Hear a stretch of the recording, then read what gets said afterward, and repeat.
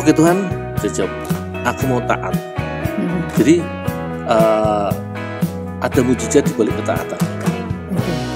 Shalom pemirsa, inilah acara Zona Mujizat.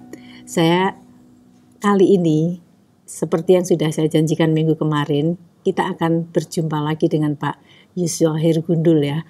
Petualangan apa lagi yang lebih hebat, yang lebih seru, yang lebih heboh. Pokoknya karena beliau ini mengandalkan Tuhan sepenuhnya saat syuting, mengandalkan sepenuhnya saat melakukan hal-hal yang di luar akal pikiran itu nggak mungkin dilakukan manusia biasa, karena itu perlu, benar-benar perlu penyertaan Tuhan. Dan ceritanya, perjalanannya, kesaksian ini lebih seru tetap di acara Zona Mujizat. Gimana Pak Heru? Shalom, siap ya melanjutkan lagi ya Pak Heru? Siap. Oke. Buat Tuhan semuanya siap. Sip. Tapi pernah nggak Pak Heru nggak taat terus terjadi something gitu? Kalau nggak taat belum pernah, tapi kalau lupa menyertakan Tuhan pernah. Simpel ini kok, kecil. Kejadian sesuatu? Ya. Coba satu aja. Jadi waktu ini di Jogja sih malah. Waktu itu kita syuting dengan teman-teman downhill. Saya nggak tanya Tuhan. Sepedaan. Cuman kayak gitu tok. Maksudnya sepedaan gowes-gowesan gitu? Downhill, sepeda downhill. Downhill itu sepeda gunung. Oh, oke. Jadi kita bermain sepeda di areal gunung. Jadi itu nggak nanya Tuhan. Saya nggak tanya, sepedaan tiap hari saya sepedaan, dari kecil saya sepedaan. Merasa bisa. Iya. Dan yang terjadi kecelakaan. Baru ingat Tuhan. Setelah kecelakaan? 2 kali malah kecelakaan. Kecelakaan sekali nggak ini, masih nggak ingat Tuhan. Kecelakaan sekali saya marah-marah ke mereka. Jadi ada satu jalur, itu jalur yang mereka lalui. Saya waktu itu ditempatkan ke baris ketiga. Jadi leader pertama, orang kedua, saya orang ketiga. Baru peserta yang lain. Leader sudah ngomong, kalau yang nggak mampu ambil kiri ya. Cuman saya nggak tahu apa yang dimaksud ambil kiri. Kita goes dari atas turun ke jalan kelok-kelok gunung. Tato di depan saya terbang, depan saya terbang lagi, karena dia jumping, saya pikir pendek. Ikutanlah saya. Ternyata 3 meter. Tingginya 3 meter. Jurang. 3 meter Pak? Iya. Terus apa yang terjadi sampai 3 meter? Jatuh. Itu? Luka? Ya, luka enggak, cuma luka dalam iya. Di situ baru ingat Tuhan atau belum? Masih belum. Di situ saya ngamuk-ngamuk. Kebun binatang alien itu gimana sih? Dan begini nggak ngasih tahu saya. Jalan lagi, masih bisa. Terus jalan lagi, masih mampu. Terus di rintangan kedua itu jempingan kelihatan. Gundukan tanah kita harus goes, jumping terbang,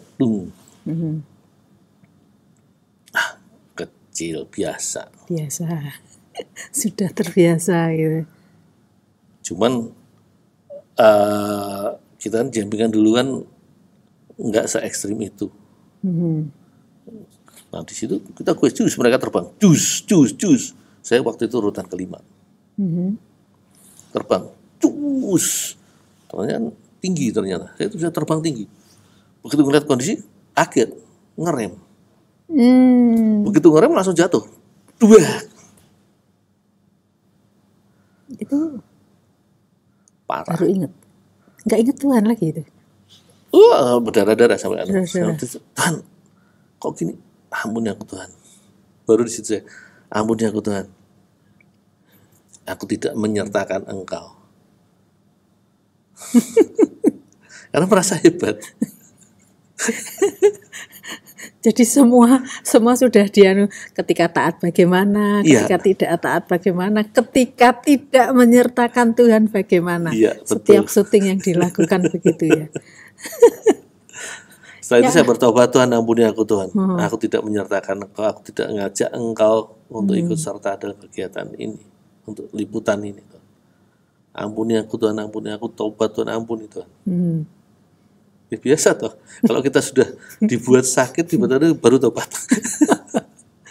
Setelah itu lancar-lancar. Lancar sampai Sampai sampai selesai. Padahal masih banyak rintangan. Iya, saya belajar diri. Waduh, waktunya sudah tidak memungkinkan. Masih banyak nggak Pak Heru? Kalau masih banyak tak terusin lagi nih. Apa cerita lagi apa? Ya, ada lagi waktu itu lagi, di Sumatera Barat. Waktu itu cuma syuting, kita panen lebah madu sih. Lebah madu, oke. Di mana itu?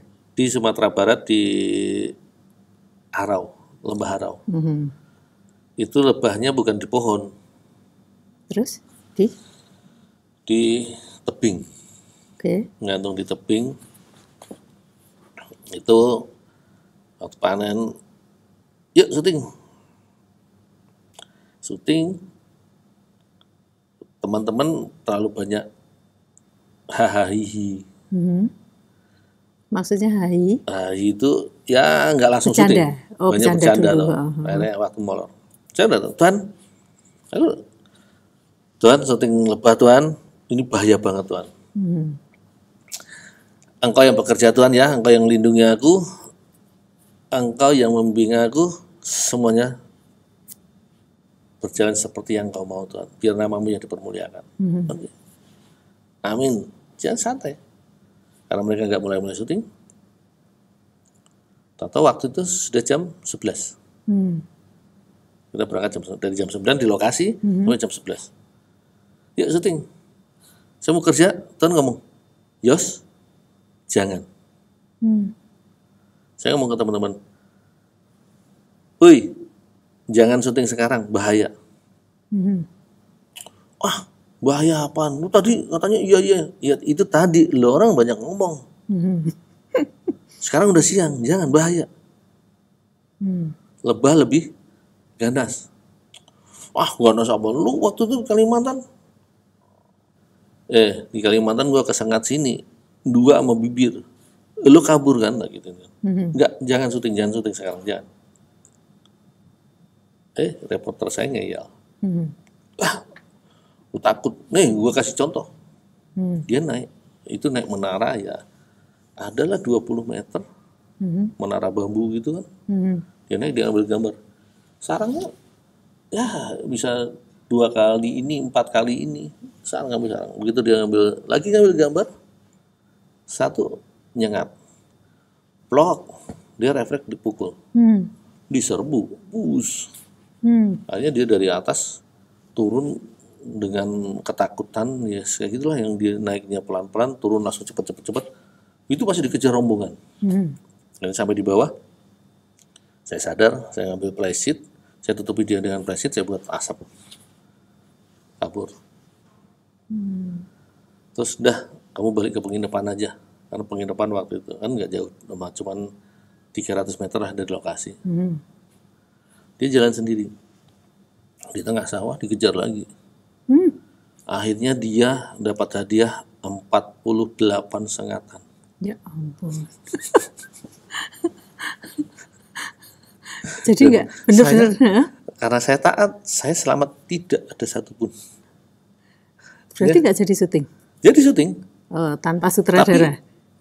Setelah jam 2. Setelah jam 2. Setelah jam 2 Tuhan bilang, "Yos, sekarang boleh." Terus saya naik. Saya panen madu dengan tangan. Lebahnya kemana itu? Lebahnya ada di situ.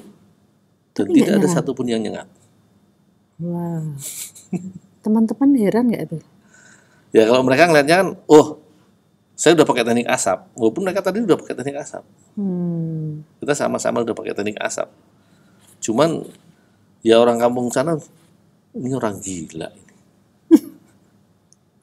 panen madu kita pegang, kita potong kayak lebahnya di situ. Bukan cuma ratusan, bukan cuma ribuan, puluhan ribu. Madunya lebih enak ya Pak?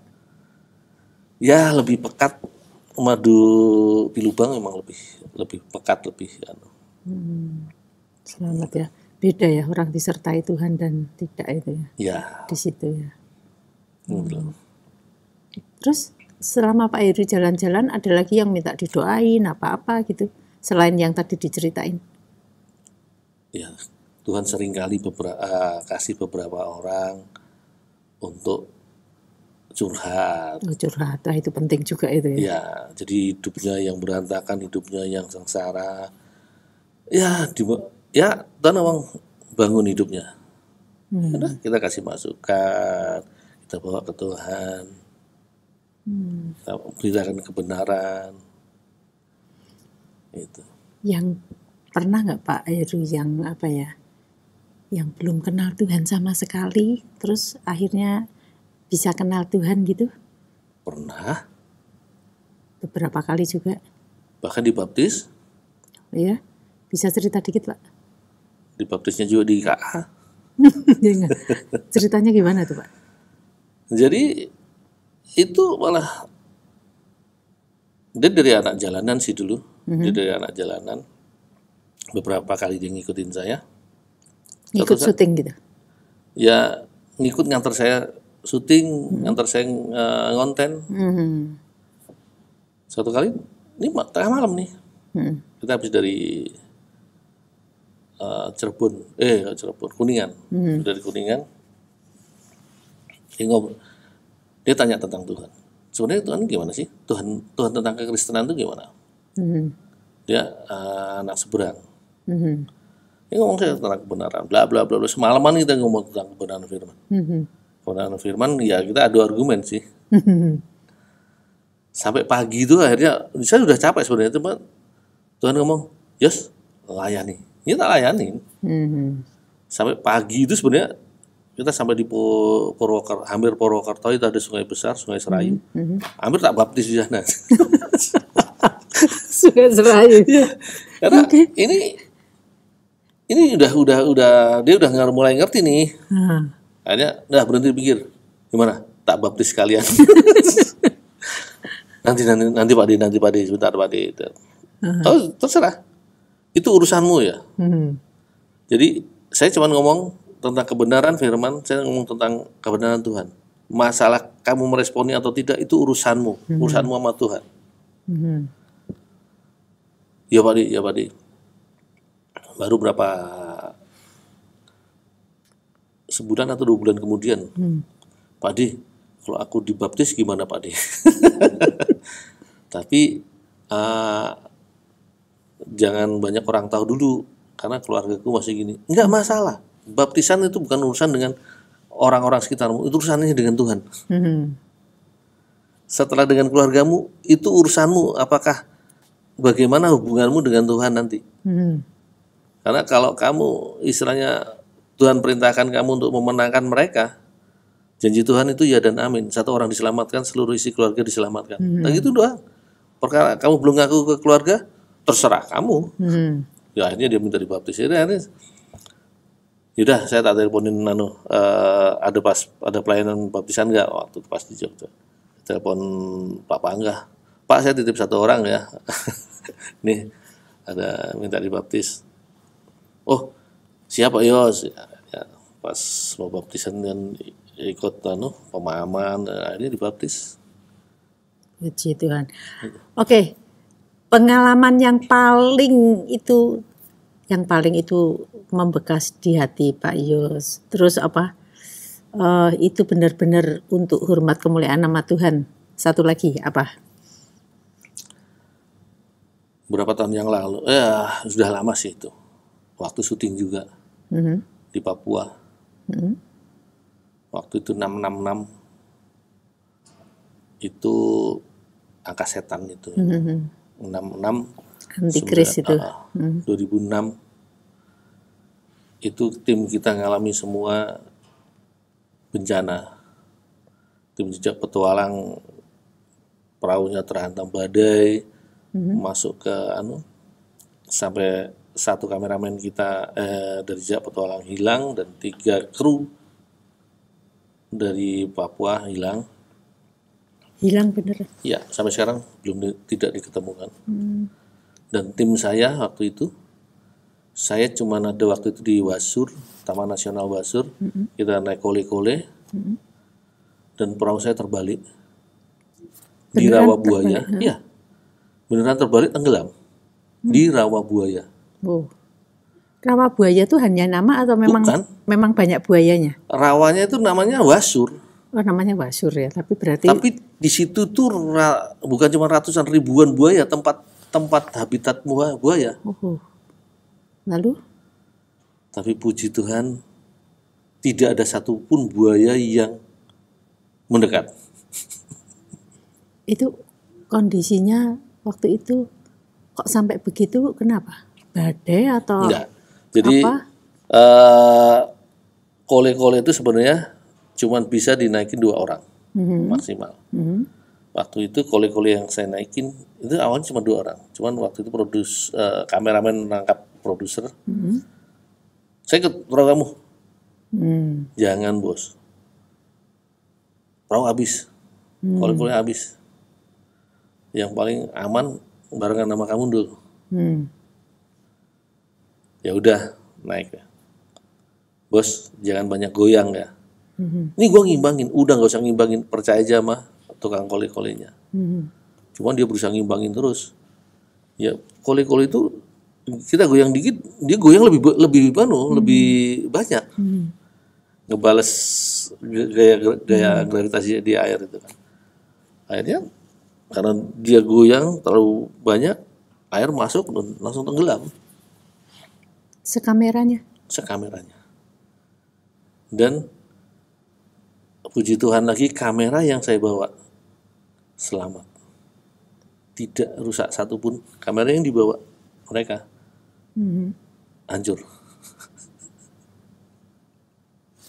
Pak Heru waktu itu sempat bagaimana kok sampai begitu, sampai bisa kejadian itu gitu.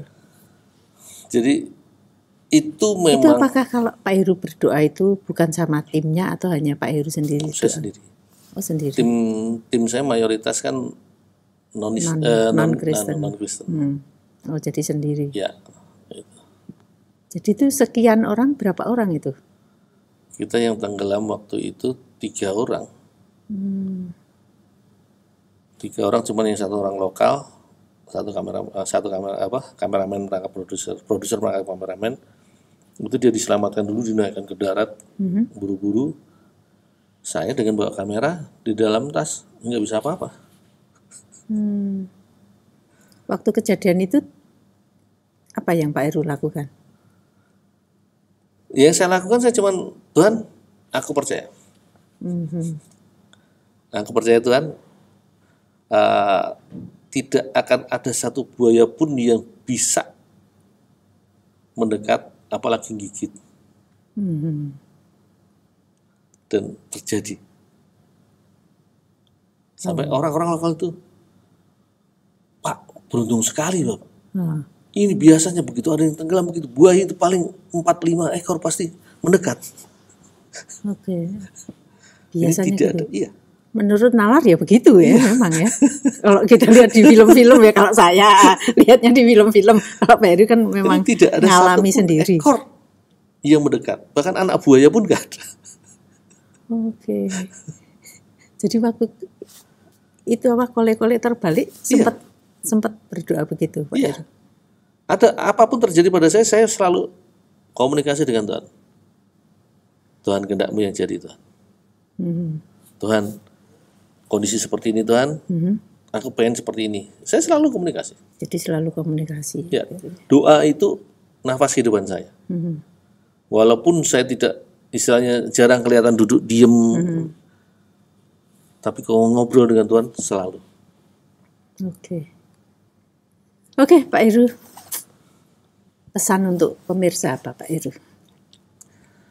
Pesan buat teman-teman ya semuanya, baik yang Nasrani ataupun yang bukan, siapapun, yang jelas ketaatan itu membawa mujizat. Kalian beriman sekalipun, tapi kalau tidak taat pada firman Tuhan, itu tidak akan terjadi. Mujizat tidak akan terjadi. Doa adalah cara kalian untuk berhubungan dengan Tuhan. Iman adalah dasar dari pengharapan, dan ketaatan itu adalah pintu mujizat. Luar biasa. Ternyata hostnya apa Pak? Jejak si Gundul ini ya. Wah, saya diberkati sekali ke setiap apa yang mau dilakukan itu berdoa dulu. Jadi ada penyertaan Tuhan, ada proteksi dari Tuhan ya Pak ya. Karena menurut akal manusia itu nggak mungkin gitu ya. Tapi saya paling ngeri yang ini ya, terakhir ini. Buaya, orang yang biasanya celung langsung buaya bers gitu ya Pak ya. Ya itu memang penyertaan Tuhan luar biasa. Gitu. Oke, Pak Heru. Orang juga bilang luar biasa. Orang bisa lihat ya. Iya. Oke, terima kasih Pak Heru untuk kedatangannya, untuk kesaksiannya, sungguh memberkati luar biasa. Terima kasih semua untuk kemuliaan nama Yesus Kristus. Iya, betul. Karena hidup saya hanya untuk Yesus saja. Oke. Terima kasih. Sampai saya kehabisan kata-kata loh. Oke, Zona Mujizat sampai di sini ya, pemirsa. Next day, next time, next week, kalau ketemu Pak Yosua Heru, saya akan ngobrol lagi.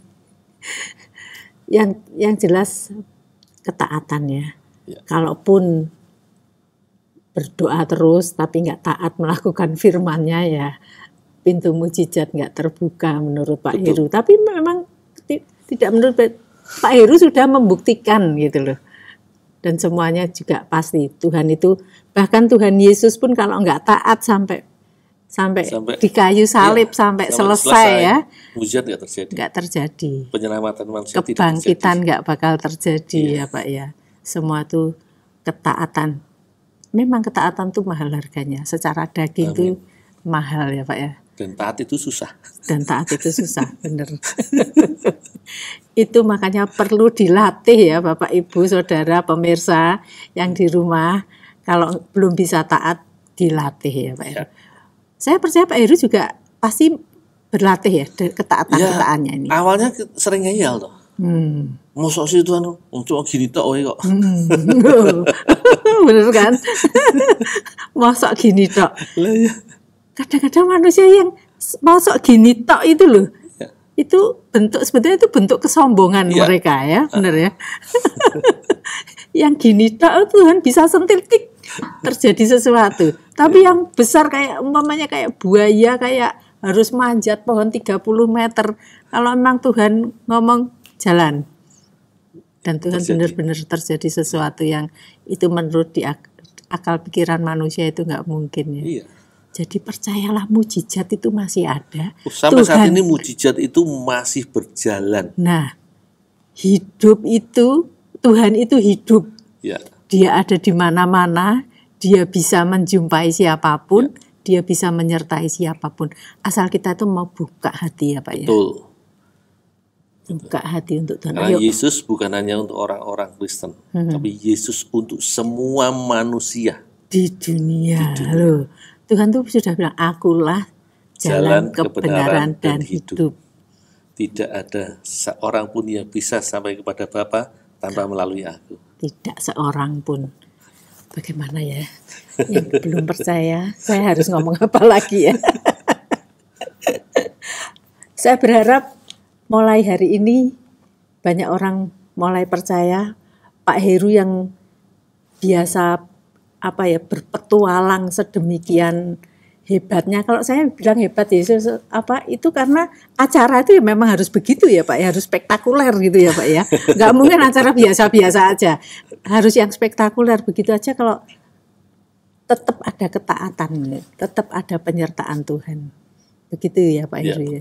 Oke, terima kasih pemirsa Zona Mujizat, sampai di sini ya. Seperti yang saya janjikan tadi, One day kita akan ketemu lagi Pak Yosua Heru. Tetaplah percaya, bagi Anda yang hari ini masih meragukan siapa Yesus, ayo datang ke rumah Tuhan. Ada Pondok Daud, ada ibadah, dimanapun lah, di Solo ada, Jakarta, Bandung, di mana saja. Lewat live streaming juga bisa. Oke? Tetap percayai, tetap berharap. Satu-satunya jalan keselamatan hanya ada di dalam Yesus Kristus. Terima kasih sekali lagi, Tuhan Yesus memberkati.